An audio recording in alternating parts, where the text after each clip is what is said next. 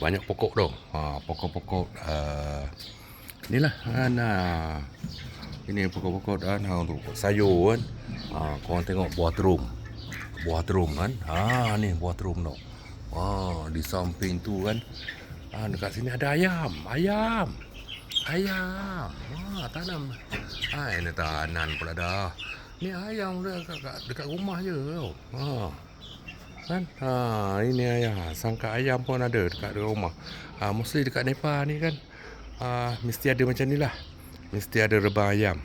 Depan rumah ke belakang rumah kan mesti ada. Kan? Ni. Ayam kecil-kecil ni. Ini dalam sebulan lah. Ini ayam. Anak ayam ni. Korang tengok. Ini buah. Buah kan. Sama buah ada. Ni.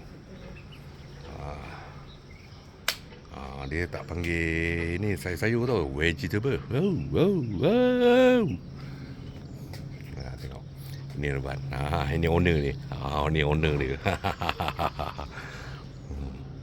Ini pokok jagung dah ni. Ini pokok cili.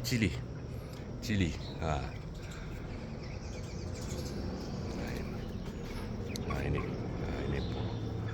buah-buah. Kan ini buah-buah sayur lah ni. Seperti korang boleh lihat kan. Inilah patutlah orang Nepal ni kan. Kuat-kuat, power tau. Power.